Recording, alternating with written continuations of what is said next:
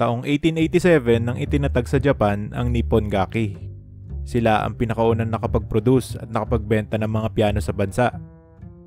Ngunit noong World War II, upang makatulong sa war efforts ng Japan, nagsimula ang kumpanya gumawa ng mga hélice ng eroplano.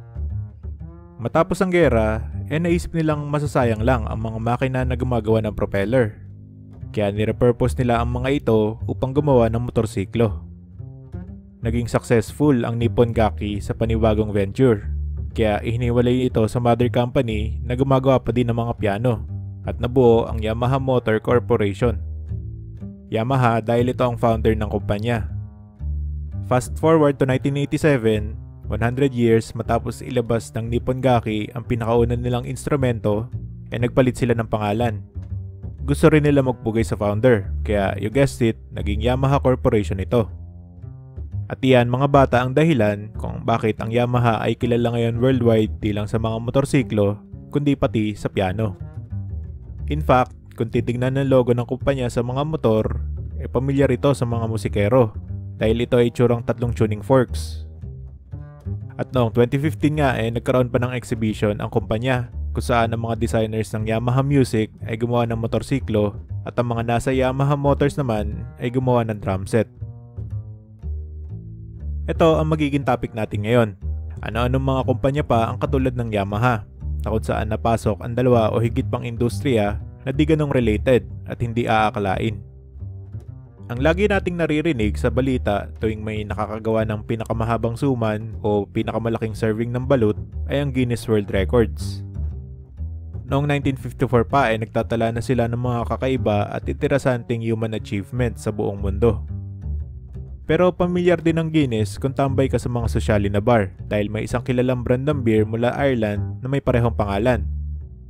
Unique pa nga ang alak sa kulay nitong parang kape o soft drink. So related ba ang dalawang Guinness na ito? Yes, ang pagkolekta ng mga world records sa ideya ni Sir Hugh Beaver, Assistant Managing Director noon sa brewery.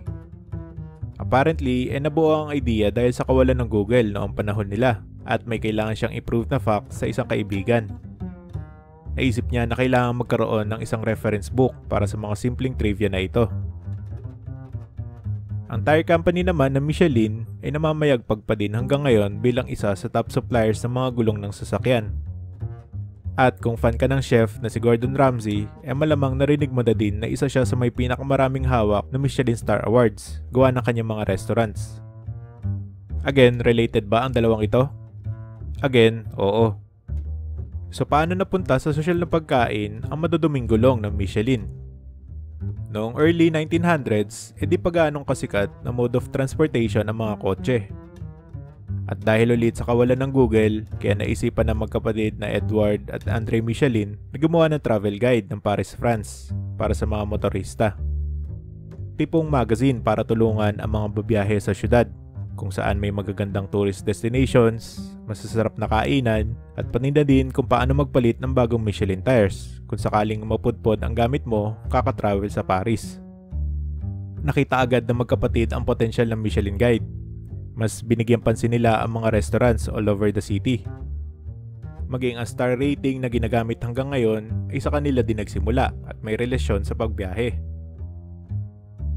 Nag-expand pa ang prestiyosong award outside of Paris, pero a Filipino restaurant has yet to get one. Maraming posibleng reason kung bakit ang mga kumpanyang ito ay sumusubok sa iba't ibang larangan.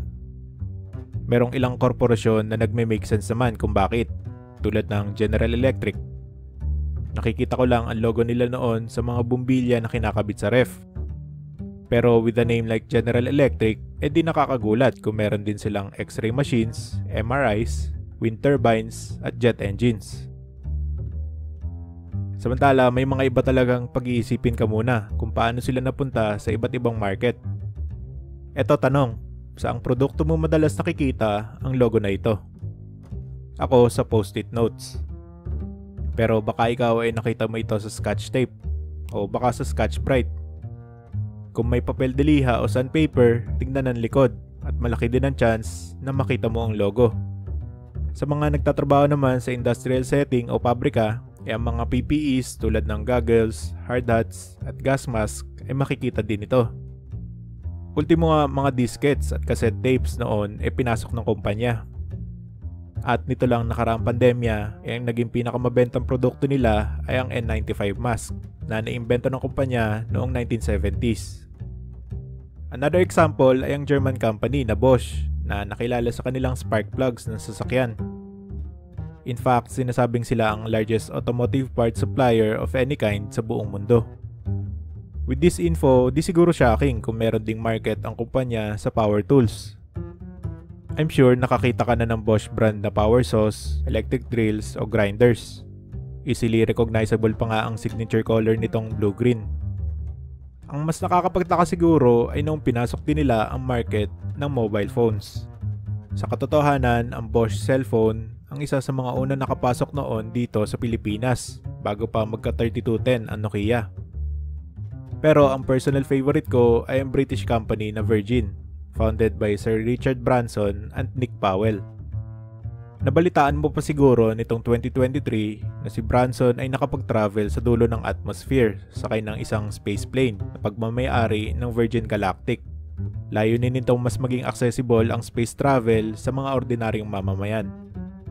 Pero subsidiary lang ang Virgin Galactic dahil nagsimula talaga ang kumpanya ni Branson at Powell noong 1970 bilang isang record company. Ilan pa nga sa mga artist na nasay ng recording company ay ang Spice Girls, Rolling Stones, Bastille, Rise Against at sina Janet Jackson at Paula Abdul. Pero di malaon ay nag-venture na sila sa iba't ibang larangan. Meron ngayong Virgin Hotels, Virgin Books, Virgin Broadbands, at ang pinakapamilyar siguro sa karamihan ay ang kanilang sariling airline na Virgin Atlantic. Pero pinakanatatandaan ko ang stylish na logo ng Virgin sa kanilang soft drinks. Magtingin-tingin ka sa mga sari-sari store sa inyo at baka makakita ka pa ng mga lumang bote o kahit poster ng short-lived na inumin.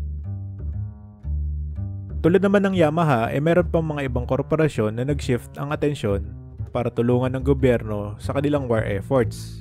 Pero di tulad ng Yamaha, they never looked back. It makes sense, sila ang may available resources para sa large-scale manufacturing at suicidal sa business ang kontrahin ng trip ng gobyerno. Isang kumpanyang ganito ang tinahak na landas ay ang Hitachi ng Japan. Pamilyar sa atin ang kanilang mga aircons, refrigerators, pati na elevators.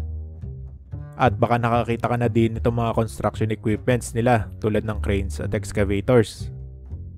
Kaya siguro di na din nakakagulat na nagpo-produce ang Hitachi ng mga military tanks para sa Japanese Army.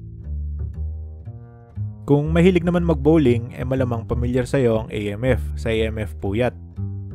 Ang AMF kasi ay isang American company na nag-specialize sa paggawa ng mga bowling equipments at machines. Isa na nga ay yung automated na nagsaset ng mga pins kada round. Pero since the 1940s, sanhi ng Atoms for Peace program ng US, nabuo ang subsidiary nilang AMF Atomics na nag-specialize naman sa nuclear reactors. Kung bibisitahin ang Wikipedia page ng kumpanya, meron doong section na may header na Bowling Pin Setters and Nuclear Reactors. 100% sure akong ang page lang na to ang naglalaman ng sequence ng mga salitang yan sa buong database ng website. Ang huling kategory na gusto kong talakayin ay ang South Korea. Dahil kung may bansa na mahilig sa mga ganitong kumpanya, ay walang tatalo sa ating mga OPA sa ilagang silangan ng Asya. May Korean word pa nga para sa mga ganito, chaebol. Ito yung mga higanting corporation groups na madalas pagmamay-ari lang ng isang angkan. Kaya it makes sense kung nagve-venture sila sa iba't ibang industries dahil ang bawat miyembro ng pamilya ay hindi nakikipagkompetensya sa isa't isa. Ilan sa mga examples nito ay ang Hyundai Group na kilala lang natin sa kanilang mga sasakyan at sa kanilang mga elevators at escalators. Pero ang mga South Koreans ay pwedeng mag-apply ng Hyundai Fire Insurance at pwedeng mamili sa city center sa Hyundai Department Store. I wonder kung Hyundai elevators ang naka-install sa gusaling ito. Another one ay ang Lotte Group na nakikita natin ang pangalan sa mga supermarkets dahil sa kanilang chocolate na gana at ang snack na pepero. Pero alam mo bang meron din silang mga produktong panulak tulad ng mga soft drinks at alak.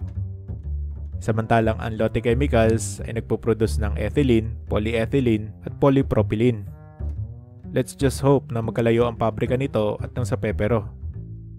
At tulad ng Hyundai ay pwede ka mag-shopping sa Lotte Department Store. In fact, ang dalawang to ang sinasabing mga pinakamalaking department store chain sa bansa. Pero di lang yan, nilagpasan pa nila ang Hyundai dahil meron ding mga Lotte Hotels, Lotte Resorts, Lotte Duty Free, at itong mala Disneyland na Lotte World. Pero kung usapang chaebol, wala pa ring tatalo sa Samsung, ang final boss ng Korean corporations. Sinasabi nga kapag nalugi bigla ang kumpanya, paniguradong lulubog din ang ekonomiya ng South Korea. At dito papasok ang mga negative opinions at controversies, di lang sa mga chaebol, kundi sa mga conglomerates sa buong mundo. Di kasi maiiwasan ang mga bahid ng korupsyon, monopoly, at pambubuli sa mga maliliit na kompetisyon. Sinasabing too big to fail at nagkakaroon ng above the law status ang mga kumpanyang ito dahil sa lawak ng kanilang kapangyarihan. In any case, itong ilang mga industriyang pinasok ng Samsung aside sa electronics at appliances. Samsung credit card, fire and life insurance, chemicals at pharmaceuticals, meron ding Samsung Medical Center sa Seoul. Pinasok din nila ang real estate industry at pag-hotel. Meron ding Samsung Heavy Industries. Tanda ko pa ang mind blow nang una ako makakita ng excavator na Samsung ang tatak. Isa rin sila sa mga pinakamalaking shipbuilders ng South Korea. Nagkaroon nga din ng Samsung Motors noong 90s pero ibinenta na ito sa French car company na Renault. At may hawak din sa military power ng bansa noon ang Samsung dahil nakapag-produce sila ng mga helicopters, fighter jets at artillery weapons. At iyan ang ilan sa mga kumpanyang nakalap ko. May iba ka pa bang alam na ganitong uri? Let me know sa comments.